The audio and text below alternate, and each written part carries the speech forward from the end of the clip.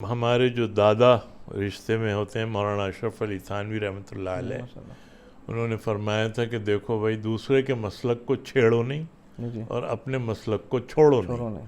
Science سے اسلام کا clash نہیں ہے۔ یہ لوگ یہ تاثر دیتے ہیں کہ اسلام کا سائنس سے کلیش ہے، نہیں، بالکل ایسا نہیں ہے، بلکہ سائنس تو اللہ تعالیٰ نے انسان کو اتنی بڑی نعمت دی ہے جو اس کا دماغ ہے کہ اس نے، لیکن جہاں اتنا زیادہ بڑھ گئے کہ وہ اللہ کی وحدانیت کو یا اللہ کے وجود کے اوپر وہ حرف اٹھانے لگے، وہاں جو ہے بس ہمیں ان سائنسدانوں سے اختلاف ہے۔ میں جب پہلی دفعہ آیا 9 سال کے بعد آسٹریلیا سے، تو میری جو سب سے چھوٹی بیٹی تھی وہ پوچھنے لگی اپنی ماں سے کہ یہ یہاں پاکستان کی عورتوں کو دیکھ کے، وہ بازار میں، تو کہ یہ مسلم نہیں ہے؟ میں نے کہا ہاں مسلم ہے، تو ان کا حجاب تو ہے نہیں۔ تو ابھی ہم ایک اسلامی پوسٹ دیکھ رہے ہیں، اس کی اگلی پوسٹ دیکھتے ہیں تو ایک نارمل پولیٹیکل آ گئی، اس کی اگلی پوسٹ دیکھتے ہیں تو ایک کامن آ گئی، تھوڑی دیر بعد کچھ ایڈ آتی ہیں، تو ہمیں ولگر قسم کی جو بے حیا یا بیہودہ فوٹوز خاص طور پر خواتین کے لیے دیکھنے کو مل جاتی ہیں۔ ہمیں کیسے ایک آدمی جو ہے ایسی چیزوں سے اجتناب کر سکتا ہے؟ اگر ایسی چیزیں فوٹو وقتی طور پر سامنے آتی ہیں تو اسے کیسے بچا جا سکتا ہے تاکہ اس بندے کا ایمان بھی محفوظ رہے اور اس کو گناہ بھی نہ ہو؟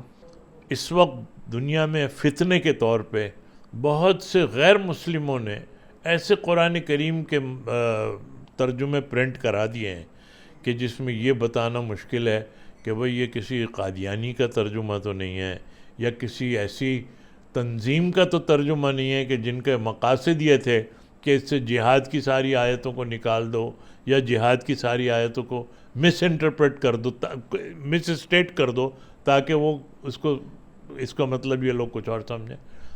ایک بینک کھلتا تھا، اس کے سامنے بینک دوسرا کھلتا تھا اس کی نفی کرنے کے لیے، تو اسی طرح مساجد بھی بننی شروع ہو گئیں۔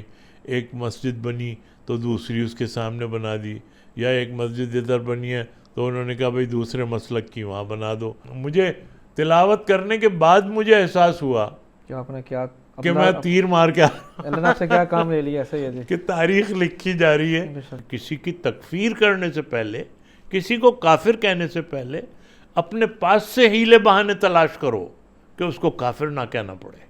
دیکھیے، قرآن کریم کو خود پڑھنے کی کوشش نہیں کرنی چاہیے، مطلب ہر انسان اپنے استاد سے سیکھے۔ دین اسلام میں یا پھر ہمارے جو معاشرے میں خاص طور پر برِ صغیر پاک و ہند میں خانقاہی نظام چلتا ہے، اس پہ آپ کیا کہیں گے کہ خانقاہی نظام ہونا چاہیے نہیں ہونا چاہیے؟ بسم اللہ الرحمن الرحیم، السلام علیکم، ویلکم ٹو مسقط نامہ، میں ہوں اس کا میزبان بلال مبشر۔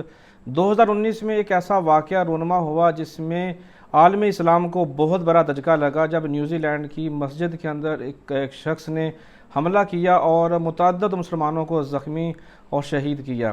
اس کے بعد نیوزی لینڈ گورنمنٹ نے ایسے اقدامات کیے جو قابل تعریف ہیں، قابل تحسین ہیں اور باعث فخر بھی ہیں کہ انہوں نے غیر مسلم ہوتے ہوئے بھی مسلمانوں کی بھرپور حمایت کی۔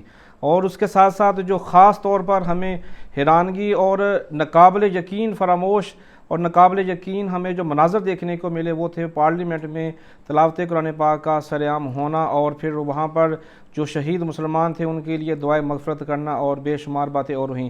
جس عظیم ترین شخصیت کو وہ اعزاز حاصل ہوا، میرے لیے باعث فخر کی بات ہے، باعث اعزاز ہے کہ آج وہ مسقط عمان میں موجود ہیں اور اس وقت ہمارے ساتھ ہیں۔ ان سے بات کریں گے اس واقعے کے حوالے سے، ان کی ذات، شخصیت، علم اور عمل کے بارے میں، اور کچھ ایسے معاملات کے بارے میں بات کریں گے جو یقینی طور پر سوشل میڈیا کے اوپر اور دیگر معاملات میں مختلف رائے رکھتے ہیں۔ ہم ان سے ان کی بارے میں رائے کیا ہے، کیا کہتے ہیں، وہ اس بارے میں جاننے کی کوشش کریں گے۔ میرے ساتھ موجود ہیں ممتاز شخصیت حضرت علامہ مولانا نظام الحق تھانوی صاحب۔ جی السلام علیکم۔ وعلیکم السلام ورحمۃ اللہ وبرکاتہ۔ بہت شکریہ حضرت صاحب، آپ نے وقت دیا، ڈاکٹر توقیر صاحب کی دعوت پر آپ تشریف لائے، عمان آئے۔ عمان ایک خوبصورت ملک ہے، آپ یہاں پر کافی عرصہ پہلے یہاں پر رہ چکے ہیں، دین مبین کی تبلیغ کر چکے ہیں، قرآن پاک کی تعلیم دے چکے ہیں۔ سلطنت عمان میں دوبارہ آنا یہ کیسے بیان کریں گے؟ نحمدہ و نصلی علی رسولہ الکریم، اما بعد۔ میں سن 1982 سے لے کے 1987 تک میں عمان میں رہا، ماشاءاللہ۔ اور وہ مسقط جو تھا جو میں چھوڑ کے گیا تھا وہ تو کھو گیا. میں تو ابھی بھی اس کو تلاش کرتا ہوں. تو ماشاءاللہ اتنی ترقی کی ہے عمان نے, اور دل خوش ہوا دیکھ کر کہ ہر جگہ روڈز کے, اور ہر جگہ میں تو سمجھتا ہوں کہ کوئی جگہ بھی ایسی نہیں ہے. حتیٰ کہ پہلے سیب ایئرپورٹ تک جو ہے سارا خالی ہوتا تھا, لیکن اب تو سیب تک بھی پوری بلڈنگیں, اور ایسا لگتا ہے کہ سب آبادی میں ہی چل رہے ہیں. تو بہت دل خوش ہوا, اور ماشاءاللہ ترقی دیکھ کے, عمان کی ترقی دیکھ کے دل خوش ہوا ماشاءاللہ کہ یہاں کی اکانومی, میں سمجھتا ہوں کہ شاید, میں اگرچہ معاشیات کا تو نہیں ہوں ایکسپرٹ, لیکن کمپیئرنگ ٹو گلف, میرے خیال سے عمان کی اکانومی جو ہے بہت سوچ سمجھ کے اور بہت ہی کنٹرولڈ کر کے انہوں نے اس کو چلایا. اسی لیے غالباً بہت سے سیکٹرز جو ہیں ابھی تک بھی وہ جاری ہیں, اور اس میں بہت گنجائش ہے ابھی ترقی کی. آپ اس کے بعد پہلی بار آئے ہیں, اس سے پہلے بھی آپ تشریف؟ نہیں, اس کے بعد پہلی بار آئے. کیسا لگا پاکستانی کمیونٹی سے مل کر, جو ابھی پروگرام چل رہے ہیں اور جو دعوتیں دی جا رہی ہیں, عشائی ہو رہی ہیں؟ جی, پاکستانی کمیونٹی تو آپ کو پتہ ہی ہے کہ جہاں بھی ہوتی ہے تو ماشاءاللہ وہ ایک اپنا کلچر, اپنا تمدن کو برقرار رکھتی ہے. اور یہاں پہ میں نے دیکھا ماشاءاللہ, میرا دل خوش ہوا بہت دیکھ کر کہ یہاں پہ پاکستانی جو عمانی ہو گئے وہ بھی, اور جو پاکستانی ہیں اور یہاں پہ کام کے سلسلے میں ہیں وہ بھی ماشاءاللہ اپنے وقار اور اپنا انہوں نے جو ایک پاکستانی اور ایک کلچر اسلام کا جو ہے اس کو بھی ملحوظ خاطر رکھا ہوا ہے. الحمدللہ دیکھ کے بہت خوشی ہوئی. ماشاءاللہ. آپ کا جیسا نام ہے مولانا, چونکہ ایک اضافی محبت ہے لوگوں کی, اور ایک تعلیم کی وجہ سے استعمال کیا جاتا ہے, نظام الحق تھانوی, حق کا نظام اور اوپر سے پھر تھانوی. کیسے آپ اپنے بچپن کو, اپنے وہ تعلیمی دور کو بیان کریں گے؟ جی, میں اصل میں آپ کو بتاؤں کہ ہم ماشاءاللہ 8 بھائی تھے. اچھا, ماشاءاللہ. اور سارے حق ہیں. ماشاءاللہ. سب سے بڑے تھے مولانا احترام الحق تھانوی رحمۃ اللہ علیہ, ماشاءاللہ. اور اس کے بعد اعتصام الحق تھانوی, پھر انتظام الحق تھانوی, پھر انتظار الحق تھانوی, پھر میں ہوں نظام الحق تھانوی, اور میرے بعد شان الحق تھانوی, اور سب سے چھوٹے جو ہیں وہ سفیر الحق تھانوی. تو ہم ماشاءاللہ 13 بہن بھائی تھے, ماشاءاللہ. 5 بہنیں تھیں. تو مجھے یہ ایک اعزاز یہ بھی حاصل ہے کہ میں ان 13 میں بیچ کا ہوں, 6 مجھ سے بڑے, 6 چھوٹے. ماشاءاللہ. تو مجھے ایک یہ ایڈوانٹیج حاصل رہا کہ میں نے جو پچھلے 6 سے جو تجربہ سیکھا, وہ چھوٹے جو نیچے والے 6 تھے ان کو دیکھتے ہوئے اس پہ الحمدللہ, میرا نام تو نہیں لیکن ہمارے 3 بھائیوں کا نام جو تھا وہ مولانا اشرف علی تھانوی رحمۃ اللہ علیہ نے لکھ کے دیا تھا ابا کو. 3 نام دیے تھے, اور تینوں ابا نے جو ہیں وہ رکھ لیے تھے, احترام الحق تھانوی, اعتصام الحق تھانوی, اور انتظام الحق تھانوی. تو میں بہرحال نظام الحق, آپ کو پتہ ہی ہے حق کا نظام. تو ایک بلکہ چھوٹا سا ایک واقعہ سناؤں. جب نظام مصطفیٰ کی تحریک چلی تھی تو میں اس وقت انگلینڈ سے آیا ہوا تھا. تو کسی اس سے کوئی بات تھی کہ جو کرنی تھی ابا کو غلام مصطفیٰ جتوئی صاحب سے. اچھا. تو ان کے گھر میں ان کو لے کے گیا, والد صاحب کو. تو وہیں جو بیٹھے ہوئے تھے تو ابا نے کہا کہ یہ نظام الحق ہیں, آئے ہوئے ہیں انگلینڈ سے, تو یہ میرے ساتھ آئے ہیں, میں نے کہا آپ سے ملواؤں. تو انہوں نے کہا اوہ اچھا, تو یہاں تو کمرے میں نظام مصطفیٰ جمع ہو گیا. کہنے مصطفیٰ وہ خود تھے اور میں نظام تھا. تو انہوں نے یہ, تو مجھے الحمدللہ نظام الحق نظام ہونے پہ اس لیے بھی فخر ہے ماشاءاللہ کہ جب میں کسی کو اپنا نام بتاتا ہوں تو وہ انہیں یاد رکھنے میں کوئی مشکل نہیں ہوتی. تھوڑا سا یونیک نام بھی ہے. تو تعلیم تھوڑا سا بتائیں گے، جس طرح آپ کراچی سے تعلق رکھتے ہیں، کراچی سے کون سے علاقے سے آپ نے تعلیم حاصل کی اور کہاں مدرسے میں؟ کراچی میں ہمارے جیکب لائن میں مرکز تھا، والد صاحب نے وہاں مسجد تعمیر، وہ پہلے سے تھی مسجد، تو بلوچ ریجمنٹ کی مسجد تھی. تو جب پاکستان آئے ہمارے والد صاحب تو پرائم منسٹر تھے خانزادہ نواب لیاقت علی خان صاحب. انہوں نے والد صاحب کے، کیونکہ ان کی اچھی ان سے دوستی بھی تھی، تو انہوں نے والد صاحب سے کہا کہ مولانا اگر یہ مسجد آپ اس وقت سنبھال لیں تو یہ بہت اچھا مرکز بھی ہے. اور تو اس وقت سے جو والد صاحب نے اسے ٹیک اوور کیا تھا تو وہی مرکز بنا. پھر اس کی حیثیت جو تھی نہ صرف اس کی تھی بلکہ پارلیمنٹ کی بھی حیثیت اس لیے تھی کہ بہت سے سیاستدان جو ابا کے پیچھے پارٹیشن سے پہلے نماز پڑھتے آئے تھے، وہ ابا کے بہت اچھے دوست تھے، تو وہی سب یہاں ہمارے گھر آتے تھے اور ابا سے بہت سی چیزوں مشورہ لیتے تھے. خیر تو یہاں پہ مدرسہ قائم تھا، مدرسہ اشرفیہ کے نام سے. وہاں حافظ نذیر احمد صاحب ہوتے تھے اور قاری وقاء اللہ صاحب ہوتے تھے. تو ہم نے قرآن شریف انہی سے پڑھا. اور اس کے بعد ہمارے والد صاحب نے مدرسہ قائم کیا تھا ٹنڈو اللہ یار میں، دیوبند کی طرز پر، اور اس میں بڑے بڑے علماء نے وہاں پہ پڑھایا بھی، تدریس بھی کی. مولانا یوسف بن نوری صاحب رحمۃ اللہ علیہ، اور اس کے علاوہ مولانا ظفر احمد عثمانی صاحب رحمۃ اللہ علیہ، انہوں نے بھی وہاں پہ رہے، اور مولانا بدر عالم صاحب، اور بھی بہت سے علماء وہاں پر رہے. تو وہاں سے ہم نے تو چونکہ ہم صاحبزادے تھے تو اس لیے سمجھتے تھے بس یہ تو ایک گھر کی وہ ہے، تو اس لیے کبھی گئے کبھی نہیں گئے کبھی. تو اس طریقے سے ہماری تعلیم کا سلسلہ رہا. لیکن الحمدللہ علماء کے صحبت سے ہم نے بہت کچھ سیکھا. اللہ نے بڑا کرم کیا کہ علماء کی صحبت سے ہمیں علم تو ملا ہی ملا، لیکن یہ کہ جو اخلاقی درس تھے وہ ہمیں بہت ملے الحمدللہ. آپ کے والد محترم کا تو ماشاءاللہ علمی لحاظ سے ایک قدم بہت بڑا ہے ماشاءاللہ.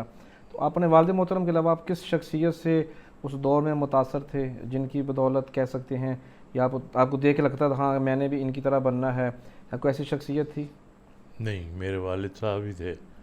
وہی تھے ماشاءاللہ. میں ابھی بھی سچی بات ہے، دل کو یہ ہوتا ہے کہ کوئی والد صاحب کا انداز خطابت، والد صاحب کا جو بذلہ سنجی اور جو ان کے مزاح، وہ نظر نہیں آتا. اور ایک اور چیز جو تھی، فارسی کا اتنا مطالعہ تھا والد صاحب کا، اشعار کا بھی، اور اس قدر. اور حضرت تھانوی رحمۃ اللہ علیہ کے 40 مواعظ ابا کو ازبر تھے. اچھا جی. جب تو ہمارے والد صاحب فرماتے تھے کہ اس کے بعد ہی سارا ذہن اور دل دماغ سینہ کھل گیا. اور تو یہ ہے بزرگوں کی، جب آپ ایک طریقے سے اسلوب اپناتے ہیں تو اللہ تعالیٰ خود دماغ بھی کھولتا ہے، سینہ بھی کھولتا ہے. بلکہ میرے مربی ہیں مفتی تقی عثمانی صاحب دامت برکاتہم، اور میں ان سے ملاقات میں نے ایک اپنے جو میں ہمیشہ محسوس کرتا تھا، تو میں نے ان سے کہا کہ حضرت میں سوچتا ہوں کبھی کبھی کہ میں حفظ کرتا، میں مفتی بنتا، میں کچھ کرتا تو سند ملتی کچھ. تو یہ نیوزی لینڈ کا جو واقعہ ہے اس سے پہلے کی بات ہے. سب سے پہلے کی بات. اچھا. جی، اس سے جو پہلے میرا یہاں ٹرپ تھا اس وقت میں ملا تھا ان سے. اچھا. تو حضرت نے فرمایا کہ دیکھیے میں یہ واقعہ اس لیے بتا رہا ہوں کہ اس سے پتہ چلتا ہے یہ لوگ حکیم الامت اور کیسے یہ لوگ. انہوں نے فرمایا کہ نہیں یہ غلط ہے، اللہ کو جس سے کام لینا ہے وہ لے گا. ماشاءاللہ، بے شک. اور انہوں نے مثالیں دیں بہت سے حضرات کی کہ جو مشہور ہیں ماشاءاللہ اور سب، لیکن یہ کہ ان کے پاس کوئی سند نہیں تھی، لیکن اللہ نے ان سے اتنا کام لیا کہ. تو اس لیے میں سمجھتا ہوں کہ ہمیں بزرگوں سے جو کچھ ملا اللہ تعالیٰ ہمیں ہمارے دین بس سلامت رہے، ہمارا ایمان سلامت رہے، اس طریقے سے ہماری زندگی گزرے۔ اس طرح میں نے تعلیم حفظ کیا ہے باہر سے، تو مدرسہ میں میرے پاس جو استاد تھے وہ مختلف تھے، استاد تبدیل ہوتے رہتے تھے، ہر استاد کا ایک الگ الگ سٹائل ہوتا ہے پڑھانے کا، مارنے کا بھی، نرمی کا، سختی کا۔ آپ نے تعلیم حاصل کیا اپنے والد محترم سے، کیسا تجربہ تھا تعلیم حاصل کرنا اپنے والد محترم سے؟ میں سمجھتا ہوں کہ جب آپ کسی ایسے سے تعلیم حاصل کریں کہ جو ہر وقت آپ کے ساتھ ہو، سامنے ہو، جی، تو وہاں آسانی ہو جاتی ہے، کیونکہ جب اساتذہ سے آپ مدرسے میں پڑھ کے گھر آ جاتے ہیں تو بس جتنا لمحہ وہاں رہے وہی تھا، لیکن ہمارے یہاں یہ سمجھے کہ یہ ہم تھیوریٹیکل بھی وہ دیکھتے تھے اور پریکٹیکل بھی دیکھتے تھے، تو اس لیے ہمیں ذرا آسان لگا۔ ماشاءاللہ، بہت اچھا۔ دوران تعلیم کوئی ایسا معاملہ، کوئی ایسا منظر، کوئی ایسی چیز جس نے آپ کو چیلنجز دیے ہوں اور آپ کا دل کیا ہو کہ میں یہ تعلیم چھوڑ دیتا ہوں اور میں تعلیم حاصل نہیں کرتا، بس موج مستی کرتے ہیں؟ بچپن میں خاص طور پہ ہوتا ہے اکثر۔ نہیں ہوا میرے ساتھ یہ۔ اچھا۔ میں جب میرا جی تو چاہتا تھا کہ حفظ بھی کروں اور میں اس دین کے کام میں لگوں، تو اس زمانے میں میرے دل میں یہ ایک خیال آیا کہ باہر نکلنا چاہیے، کیونکہ ہمارے ساتھ کے جتنے تھے وہ ایک اصطلاح چلی ہوئی تھی کہ I-20 آ گئی۔ اچھا۔ تو امریکہ سے جس کی I-20 آ گئی وہ امریکہ چلا گیا، تو ہمیں بھی ہوا کہ بھائی ہر شخص جو ہے وہ I-20 کے چکر میں ہم بھی I-20 لگائیں کہیں، تو میں نے منگایا، تو میرا جانا ہو گیا، امریکہ چلا گیا تھا، پھر میں شکاگو میں نے پڑھا، پھر اس کے بعد میں انگلینڈ بھی آ گیا تھا، انگلینڈ میں آ کے پڑھا، اور پھر میں نے AS کیا وہاں سے، اور پھر میں یہیں آ گیا پاکستان۔ تو میری زندگی یہ سمجھ لیں کہ 72 سے پھر میں باہر ہی رہا، یعنی آج تک بھی بس چند سال ایسے ہیں کہ جو پاکستان میں آتا جاتا رہا۔ صحیح ہے۔ تھوڑا سا میں چاہتا ہوں تھوڑا سا نا ڈفرینٹ چیزوں پہ بھی بات کر لیتا ہوں، پھر میں آسٹریلیا میں اور نیوزی لینڈ کی طرف بھی جاؤں گا ڈیفینیٹ تھوڑی دیر کے بعد۔ ایک عالم دین ہوتا ہے، ایک داعی اللہ ہوتا ہے، یہ عام آدمی کے لیے سمجھنا تھوڑا سا مشکل ہے کہ دونوں میں فرق کیا ہے۔ آپ کی نظر میں دونوں میں فرق کیا ہوتا ہے؟ عالم دین آپ کو علم دے دیتا ہے۔ بعض لوگ یہ کہتے ہیں کہ فلاں عالم جو ہیں وہ خود تو یہ نہیں کرتے، یا خود ہر شخص کی کمزوری ہو سکتی ہے، مطلب عالم سے کہتے ہیں کہ جو مستند عالم ہوں ان سے آپ علم لیں، اس ٹو میں نہ لگیں کہ یہ کیا کرتے ہیں، ٹھیک ہے نا۔ لیکن جو دلوں کے پھیرنے والے ہوتے ہیں، جو جیسے مولانا اشرف علی تھانوی رحمۃ اللہ علیہ تھے، انہوں نے لوگوں کی تربیت کی، بلکہ مولانا تو فرماتے تھے کہ بڑے بڑے جلسے کرنے سے بہتر یہ ہزاروں سے خطاب کرنے سے بہتر ہے کہ ایک شخص میرے ساتھ آ کے ایک ہفتہ رہ لے اور میں اس کی تربیت کروں۔ ایک ہفتے میں یا ایک مہینے میں اگر ایک شخص مسلمان ہو جاتا ہے تو پھر یہ اس پازیٹیو رزلٹ ہے کمپیئر ٹو وہ بڑے بڑے جلسے کرنے سے۔ تو یہ دلوں کے پھیرنے والے جو ہیں ان کا انداز یہ ہوتا ہے، اور ایک عالم اور پھر یہ کہ دوسری چیز یہ اساتذہ پڑھاتے ہیں، اساتذہ علم ٹرانسفر کرتے ہیں، لیکن ضروری نہیں ہے کہ وہ خطیب بھی ہوں۔ بہت سے علماء ایسے ہیں کہ جو عالم تو ہیں لیکن خطیب نہیں ہیں، تو بلکہ ہمارے تو وہاں کراچی میں جو مدرسے تھے، ایون دارالعلوم کراچی میں یا وہ جو بنوری ٹاؤن کا مدرسہ، اس میں اساتذہ کہتے تھے کہ اگر خطابت کرنی ہے جیکب لائن جا کے مولانا احتشام الحق تھانوی صاحب کے پیچھے نماز پڑھو۔ تو یہ ایک فرق ہوتا ہے۔ صحیح ہے۔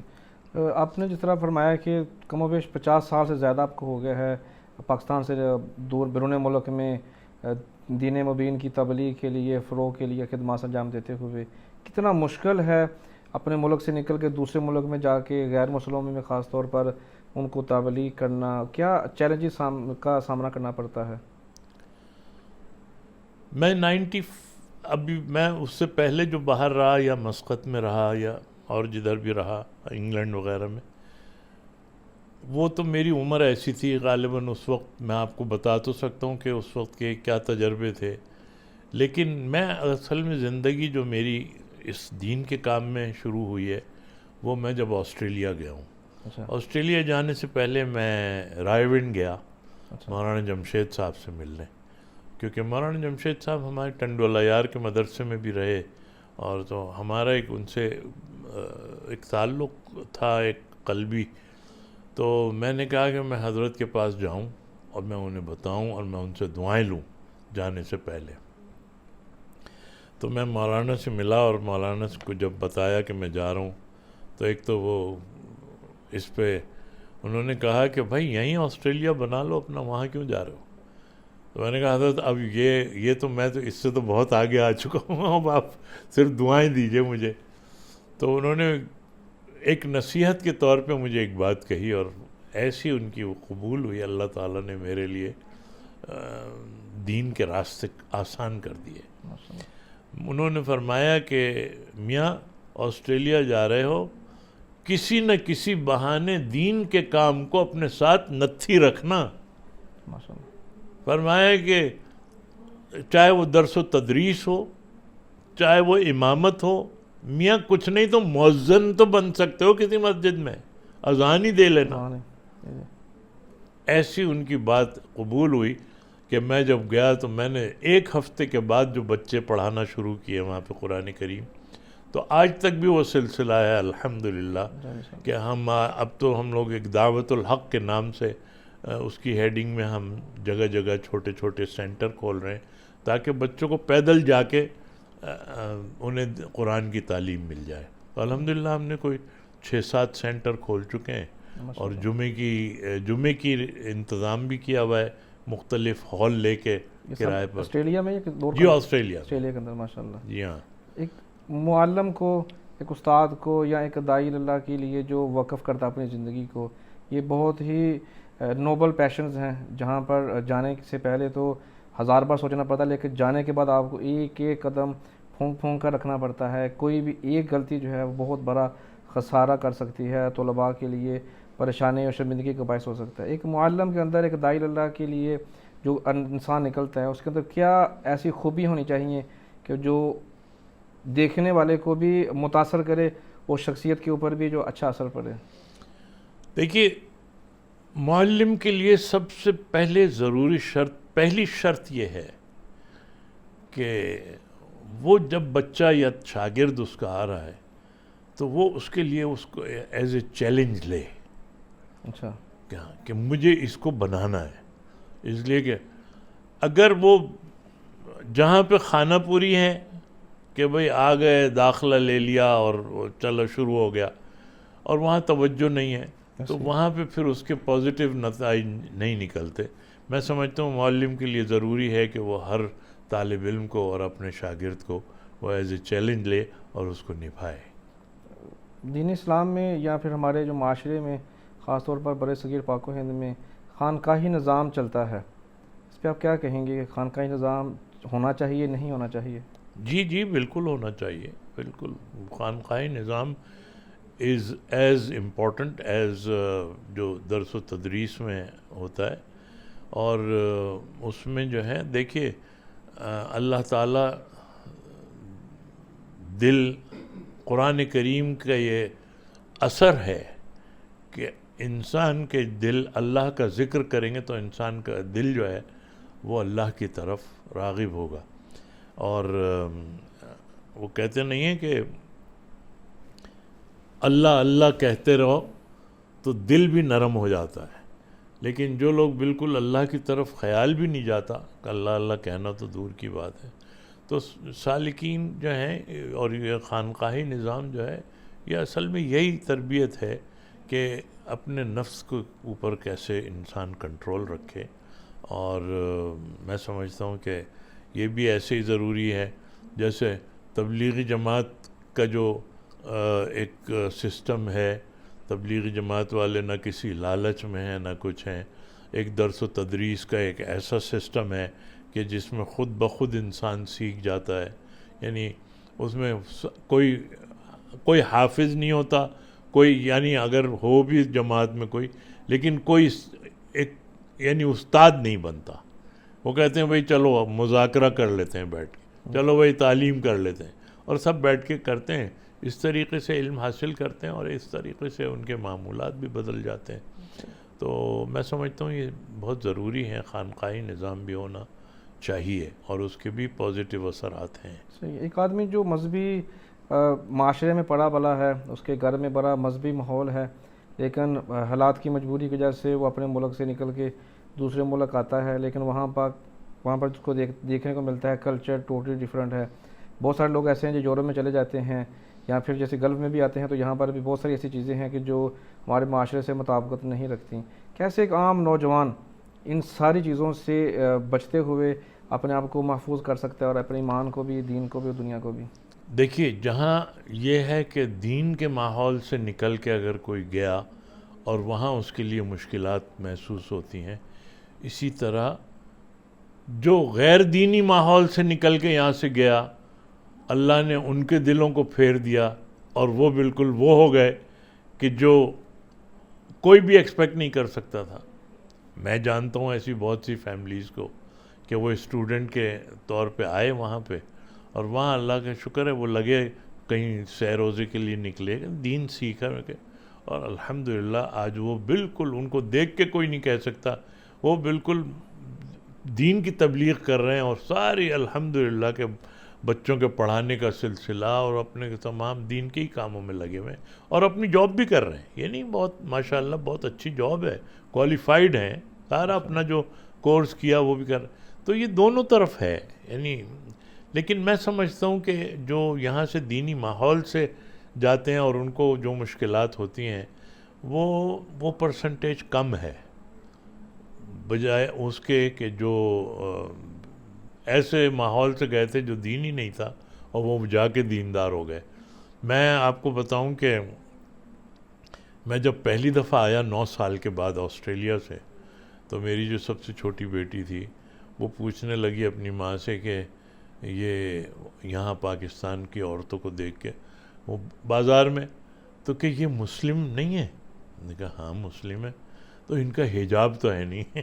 اب وہاں کا ماحول جو ہے، وہاں جب مسلم کو آپ پہچانتے ہیں حجاب سے، یہاں پہ اگر کوئی نہیں بغیر حجاب کے ہوگا تو اس کے، تو یہ اس طرح کی چیزیں ہیں ایسی جو وہاں پہ جا کے ماشاءاللہ بڑا اچھا ماحول جو دیکھتے ہیں دین کا، اس کو اپناتے ہیں. اور الحمدللہ وہاں پہ یہ نہیں ہے.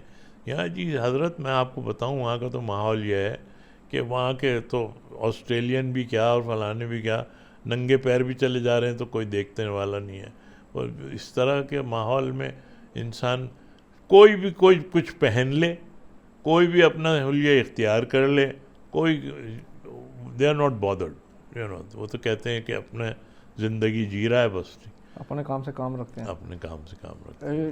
آج ہم سوشل میڈیا پہ اوپن کرتے ہیں، فیس بک ہو، انسٹاگرام ہو، ٹویٹر ہو، یوٹیوب ہو یا کوئی بھی، ایون کہ اب تو واٹس ایپ کے اسٹیٹس پر بھی ایسا ہوتا ہے کہ ہم دیکھ رہے ہیں، تو ابھی ہم ایک اسلامی پوسٹ دیکھ رہے ہیں، اس کی اگلی پوسٹ دیکھتے ہیں تو ایک نارمل پولیٹیکل آ گئی، اس کی اگلی پوسٹ دیکھتے ہیں تو ایک کامن آ گئی، تھوڑی دیر بعد کچھ ایڈ آتی ہیں، تو ہمیں ولگر قسم کی جو بے حیا یا بیہودہ فوٹوز خاص طور پر خواتین کے لیے دیکھنے کو مل جاتی ہیں. ہمیں کیسے ایک آدمی جو ہے ایسی چیزوں سے اجتناب کر سکتا ہے؟ اگر ایسی چیزیں فوٹو وقتی طور پر سامنے آتی ہیں تو اسے کیسے بچا جا سکتا ہے تاکہ اس بندے کا ایمان بھی محفوظ رہے، اس کو گناہ بھی نہ ہو؟ دیکھیے یہ ایک بہت پرانی ڈیبیٹ تھی جب سے وی سی آر بننے شروع ہوئے تھے اور وی سی آر آتے تھے، تو لوگ یہ کہتے تھے کہ بھئی یہ وی سی آر جو ہے جائز ہے یا ناجائز ہے. تو علماء کہتے تھے کہ بھئی یہ ناجائز ہے، اس لیے کہ لوگ کہتے تھے کہ یہ اچھے پرپس کے لیے بھی تو استعمال ہو سکتا ہے. تو اب اچھے پرپس کے لیے یہ بتائیے نا کہ پرسنٹیج کتنی ہے جو اچھے پرپس کے لیے استعمال کرتے ہیں. دیکھیے نا، اگر پرسنٹیج واقعی یہ نظر آ رہا ہے کہ 80% تو اچھے کے لیے استعمال ہوتا ہے یہ، لیکن وہاں 99% جو ہے وہ خراب یعنی خرافات کے لیے استعمال ہوتا ہے. اور جو اس لیے ایسی چیزوں کو کنٹرول کرنا چاہیے. اب مثال کے طور پہ آپ دیکھیں ہر شخص کے ہاتھ میں آ گیا یوٹیوب اور یہ سب چیزیں، تو انسان کو اپنے نفس پہ یہیں تو سارا امتحان ہے. اگر مجھے مثال کے طور پہ اپنے میسیج جو ضروری ہیں وہ چیک کرنے ہیں تو اپنے میسیج چیک کر کے بند کر کے رکھ دوں. اب میں نے دیکھا ہے کہ یہ تو آکسیجن کی طرح استعمال کرتے ہیں کہ جیسے یہ نہیں ہے. اگر وائی فائی بند کر دیں تو شاید وہ ایسے ہے جیسے آکسیجن بند کر دی. سانسیں بند ہو گئی. ہاں بالکل یہی ہے. ایسے ہی.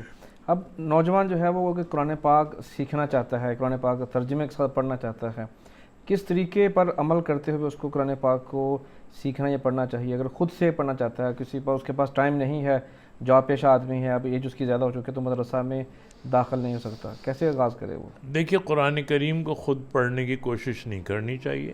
مطلب ہر انسان اپنے استاد سے سیکھے, کسی ایسے استاد سے کہ جو اس کا اہل ہے. اگر وہ خود پڑھنے کی کوشش کرے گا تو وہ گمراہ ہو جائے گا, کیونکہ آپ کسی چیز کی انٹرپریٹیشن جو آپ کو علماء نے دی تو وہ کچھ ہے, آپ نے کچھ نکالی. وہ کسی نے کہا نا کہ نماز میں حضوری قلب ہے, ہونا چاہیے. تو ایک شخص نے پڑھا اور اس نے کہا کہ یہ قلب, تو ایک شخص کے بارے میں لکھا تھا کہ وہ اس نے جا کے نماز پڑھنے سے پہلے 2 کتے کے پلے لا کے باندھ دیے سامنے. تو اس نے کہا کہ بھائی یہ کیوں کیا تم نے؟ کہنے لیں حضور یہ قلب تو ہونی چاہیے لیکن مجھے ایک کتا نہیں ملا, میں نے 2 لا کے باندھ دیے. کہنے لیں یہ قلب ہے لیکن مجھے یہ تو پتا تھا کہ قلب کے معنی کتے کے ہیں, لیکن یہ قلب ہے تو اس لیے میں نے 2 باندھ دیے لا کے. اس طرح کے بہت سے ایسے لوگ انٹرپریٹ غلط کرتے ہیں, پھر اس کو سمجھتے نہیں ہیں. اور بہت سی چیزیں ابھی تک بھی, مثال کے طور پہ صلاۃ سے وہ کیا مطلب لیں گے؟ صلاۃ سے مطلب وہ تو اگر دیکھا جائے تو صلاۃ کے معنی عربی میں دعا کے ہیں, لیکن وہ تو پھر ایک اور چیز یہ ہے کہ اس وقت دنیا میں فتنے کے طور پہ بہت سے غیر مسلموں نے ایسے قرآن کریم کے ترجمے پرنٹ کرا دیے ہیں کہ جس میں یہ بتانا مشکل ہے کہ بھئی یہ کسی قادیانی کا ترجمہ تو نہیں ہے, یا کسی ایسی تنظیم کا تو ترجمہ نہیں ہے کہ جن کے مقاصد یہ تھے کہ اس سے جہاد کی ساری آیتوں کو نکال دو یا جہاد کی ساری آیتوں کو مس انٹرپریٹ کر دو, مس اسٹیٹ کر دو تاکہ وہ اس کا مطلب یہ لوگ کچھ اور سمجھیں. تو ایسے دور میں ضروری ہے کہ استاد سے اور مستند عالم سے پڑھیں. صحیح. ابھی دور چینج ہو چکا ہے, جس طرح ہم انٹرویو شروع کرنے سے پہلے ہم بات کر رہے تھے آرٹیفیشل انٹیلیجنس کی, اے آئی آ چکی ہے, تو کیا جو نوجوان ہے اس کو اے آئی کی مدد سے کسی اسلامی معاملے میں ہیلپ لینی چاہیے, مدد لینی چاہیے یا نہیں؟ نہیں لینی چاہیے بالکل, لیکن اگین کہ بہت ایفیشینسی ہے اس میں, اور بالکل میں کہتا ہوں کہ سائنس کی ترقی جو ہے وہ پازیٹیو لینی چاہیے, اور اس سے جہاں ذرا سا اشکال ہو پھر وہاں دین سے ریفر کر کے اس میں اپنی راہ متعین کرنی چاہیے. لیکن یہ چیزیں جو ایڈوانس ہیں اور سائنس کی ترقی ہمیں اللہ تعالیٰ نے, انسان کے دماغ تو ہے نا, تو انہوں نے اگر ہمیں یہ سہولتیں اور یہ ساری ترقیاں دی ہیں, سائنس سے اسلام کا کلیش نہیں ہے.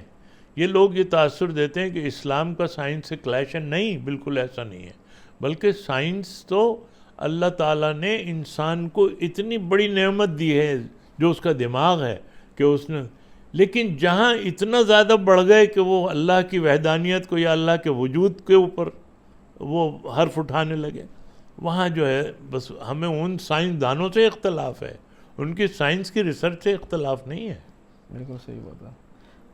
مساجد اور ممبروں کا دین اسلام میں یا ہمارے اس معاشرے میں کتنا اہم کردار ادا ہوتا ہے اور کتنا ادا کر رہے ہیں؟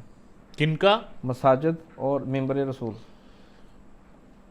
مساجد اور ممبر رسول, دیکھیے یہ تو اللہ, ممبر رسول ہے اور مساجد اللہ کے گھر ہیں. میں سمجھتا ہوں کہ ان سے صرف اور صرف دین کی بات جانی چاہیے, اور ان کو نہ کسی سیاسی مقصد کے لیے اور نہ کسی تعصبی اپنے موٹو کے لیے استعمال کرنا نہیں چاہیے, اور مسجد کا احترام برقرار رکھنا چاہیے. مسجد میں کسی کو برا بھلا کہنا یا کسی کے اوپر تنقید کرنا، یہ ہم نے بہت نقصان اٹھا لیا آج تک ہمارے ہاں. یہ کہ جیسے ایک زمانے میں ایک بینک کھلتا تھا، اس کے سامنے بینک دوسرا کھلتا تھا اس کی نفی کرنے کے لیے، تو اسی طرح مساجد بھی بننی شروع ہو گئیں. ایک مسجد بنی تو دوسری اس کے سامنے بنا دی، یا ایک مسجد ادھر بنی ہے تو انہوں نے کہا بھائی دوسرے مسلک کی وہاں بنا دو.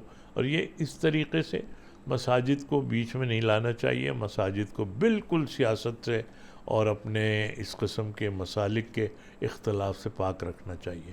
بہت ساری مساجد کے باہر جو ہم نے نا دیکھا ہے کہ لکھا ہوتا ہے کہ یہاں پر فلاں جماعت کا یعنی تبلیغی جماعت کا داخلہ منع ہے، یہاں پہ بچوں کو لے کر آنا منع ہے. یہاں پر اس طرح کی بہت ساری سخت جو الفاظ ہیں نا ان کا استعمال ہمیں دیکھنے کو ملتا ہے، تختیاں لگی ہوتی ہیں. آپ کے خیال میں کیا یہ ساری چیزیں مسجد کے تقدس کے لیے ہیں یا اپنے مسلک کی ترویج کے لیے ہیں اور دوسروں کی تذلیل کے لیے ہیں؟ دیکھیے، مسجد جس میں جمعہ ہوتا ہو اس کے لیے شرط ہے جمعے کی کہ اذن عام ہو. اگر کوئی ریسٹرکشن لگا دے گا فلانا نہیں آ سکتا، یہ اذن عام نہیں ہے. اس کا مطلب یہ ہے کہ وہاں پہ محدود وہ محدود کر کے انہوں نے اس دین کے اس شق کو پامال کیا ہے. تو اس کا احتیاط رکھنی چاہیے. ایسی پابندیاں مساجد کے لیے نہیں کرنی چاہیے کہ جی یہ فلانا نہیں آ سکتا، فلانا نہیں. میں ایک مسجد میں گیا تو وہ ایک بورڈ لگا ہوا تھا، یہ مسجد مسلک بریلوی کی ہے. خیر میں نے نماز تو پڑھی وہاں پہ، سب کچھ دل میں میرے آیا تو کہ یہ بورڈ لگنا ہی شاید صحیح نہیں ہے.